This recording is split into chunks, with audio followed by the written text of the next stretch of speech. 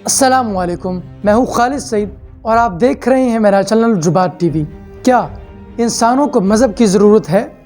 اگر نہیں تو پھر کیا انسانوں نے اپنے لیے کوئی ایسا نظام زندگی متعین کیا ہے جس کے مطابق وہ زندگی گزار سکیں؟ اور اگر ہے تو وہ کون سا نظام زندگی ہے؟ جانیں گے ان سارے سوالوں کے جوابات آج کی اس ویڈیو میں، ہمارے ساتھ رہیے گا۔ انسان ایک ایسی مخلوق ہے جو بڑی مہذب اور شائستہ تو دکھتی ہے، لیکن اگر غور کیا جائے تو اس کی شائستگی اور تہذیب لمحے بھر میں ختم بھی ہو سکتی ہے، کیونکہ انسان ہمیشہ قانون کی زبان سمجھتا ہے۔ انسانوں نے اپنے اوپر یہ تجربہ کر کے دیکھ لیا ہے، جیسا کہ اگر میں یہ کہوں کہ آج 24 گھنٹوں کے لیے پوری دنیا میں ہر طرح کا قانون ختم کر دیا جائے، جس کا جو دل چاہتا ہے وہ کرے، تو کیا ہوگا؟ کیا آپ اندازہ کر سکتے ہیں؟ لمحے بھر میں دنیا ختم ہو جائے گی، ہر شخص دوسرے کو مارنے کو دوڑے گا، لوگ مال کے پیچھے دوڑیں گے اور سب کچھ ختم کر دیں گے۔ بیٹا باپ کا دشمن بن جائے گا، ماں بیٹی کی دشمن بن جائے گی، اور سارا کا سارا نظام ختم ہو کر رہ جائے گا۔ اگر آج انسانیت کنٹرول میں ہے، قابو میں ہے، تو اس کی ایک بڑی وجہ یہ ہے کہ انسانوں میں قانون ہے۔ یہی وجہ ہے کہ انسانوں نے بے شمار مرتبہ کوشش کی کہ کوئی قانون بنایا جائے، کوئی ضابطہ بنایا جائے، کوئی اصول زندگی متعین کیا جائے جس کے مطابق ہم زندہ رہ سکیں۔ اسی چیز کو مد نظر رکھ کر انہوں نے دوسری قوموں کے ساتھ کولیبریشن کرنے کی کوشش کی، لیکن ظاہر ہے ہر قوم کے اپنے نظریات ہیں، اپنی شخصیات ہیں۔ اسی وجہ سے قومیں کلیپس کر گئیں اور آپس میں اختلافات بڑھ گئے، ملتیں ٹکرائیں، جنگیں ہوئیں، اور جنگوں نے بادشاہوں کو پیدا کیا، اور لوگ رفتہ رفتہ ان بادشاہوں کے زیر اثر آتے گئے۔ پہلے تو لوگوں نے یہ سوچا کہ یہ جو بادشاہ ہم نے جنگوں سے پیدا کیے ہیں ہمارے رہنما ہیں، جبکہ آہستہ آہستہ ان کو اس بات کا احساس ہو گیا کہ ایسا کچھ نہیں ہے۔ ان کے اپنے مفادات ہیں، ان کی اپنے افکار و نظریات ہیں، ان کی اپنی سوچ ہے۔ یہ جس طرف چاہتے ہیں جھک جاتے ہیں، کیونکہ ان کے پاس اتھارٹی ہے، ان کے پاس قانون کی طاقت ہے۔ جس طرف چاہتے ہیں اپنے گھوڑے کی رسی موڑ دیتے ہیں۔ یہی چیز انسان نے محسوس کی، لیکن انسان کامیاب نہ ہو سکا۔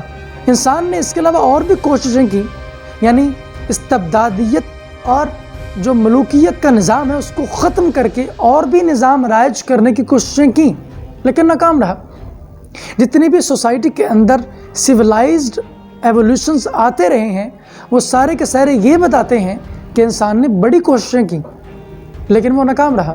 انسان کی کمزوری علم کا اندازہ آپ اس بات سے لگا سکتے ہیں کہ ایک شخص فوت ہونے والا ہے، اس کے 10 بیٹے ہیں، تو ان 10 بیٹوں کے اندر وراثت کس اصول کے مطابق تقسیم ہوگی؟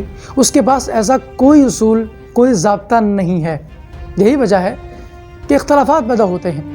اگر مرنے والا یہ فیصلہ کر کے جائے گا کہ میرا ایک بیٹا چھوٹا ہے اور وہ پڑھتا ہے، اس کو میں مال زیادہ دوں گا کیونکہ وہ میری محبتوں کا زیادہ مستحق ہے، اور بڑوں کو نہیں دے گا تو پھر بھی اختلافات ہوں گے۔ گویا انسان کے پاس کوئی اصول نہیں، کوئی ضابطہ نہیں، اور محبت کوئی معیار بھی نہیں۔ یہی وجہ ہے کہ اختلافات زیادہ سے زیادہ پیدا ہوں گے۔ اسی وجہ سے اللہ تعالیٰ نے، جو کہ انسان کا خالق ہے، اس نے انسان کی شخصیت کو مد نظر رکھ کر ایک اصول متعین کیا۔ اسی کو ہم مذہب کہتے ہیں۔ ہم صرف اور صرف ایک قانون کو فالو کرتے ہیں۔ مذہب کو ماننے کا مطلب یہ ہے کہ ہم ایک ضابطے کو، ایک اصول کو، ایک فکر کو مانتے ہیں، ہم ایک نظریے کو مانتے ہیں، اور نظریہ ہمیشہ تعلیم کے ذریعے آتا ہے۔ اسی لیے قرآن پاک کے اندر اللہ تعالیٰ نے ارشاد فرمایا، یعلمہم الکتاب والحکمہ، یعنی نبی پاک صلی اللہ علیہ وسلم تمہیں کتاب کی تعلیم بھی دیتے ہیں اور حکمت بھی سکھاتے ہیں۔ کتاب سے مراد قانون الہی کی تعلیم ہے، اور حکمت سے مراد اسی قانون کا نفاذ ہے۔ اس لیے اللہ تعالیٰ نے ایک دوسری جگہ پر ارشاد فرمایا، ان الدین عند اللہ الاسلام، وہ صرف اور صرف ایک ہی اصول کو دنیا پر لاگو کرنا چاہتا ہے، اور وہ اسلام ہے۔ یہ اتنا سویلائزڈ اور اتنا مہذب ہے کہ اگر اس کو پوری دنیا پر بھی نافذ کر دیا جائے تو پوری دنیا امن میں آ سکتی ہے۔ ہمارے ہاں یہ جو خیال پیش کیا جاتا ہے کہ مذہب کے بغیر دنیا بڑی آسودہ اور سکون میں ہوگی، یہ تصور بالکل غلط ہے، کیونکہ مذہب ہی ہمارے پاس ایک فائنل اتھارٹی ہے۔ اسی وجہ سے ہم مذہب کو فالو کرتے ہیں، اور نبی پاک صلی اللہ علیہ وسلم بلا شبہ ایک عظیم رہنما ہیں۔ عظیم رہنما اور ایک عظیم لیڈر ایک نظریہ، سوچ اور فکر دیتا ہے۔ وہ یتیموں و مسکینوں سے لے کر بادشاہوں تک کی رموز کو جانتا ہے۔ وہ ہر ایک کے مزاج سے واقف ہوتا ہے، ہر ایک کے رویے کو جانتا ہے۔ اسی وجہ سے تو وہ ایک رہنما بنتا ہے۔ اور ہمارے پیغمبر نبی پاک صلی اللہ علیہ وسلم اس دنیا کے عظیم ترین رہنما ہیں، کیونکہ ایک لیڈر لوگوں کی گردنوں پر نہیں بلکہ لوگوں کے دلوں پر حکومت کرتا ہے۔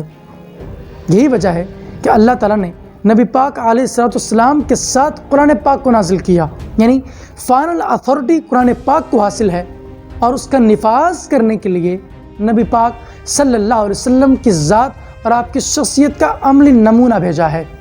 مجھے امید ہے آپ کو یہ ہماری ویڈیو اچھی لگی ہوگی۔ آپ کی اس کے بارے میں کیا رائے ہے مجھے کمنٹ سیکشن میں ضرور بتائیں۔ اب میں ملوں گا آپ سے ایک نئی اور انٹرسٹنگ ویڈیو میں، تب تک کے لیے اللہ حافظ۔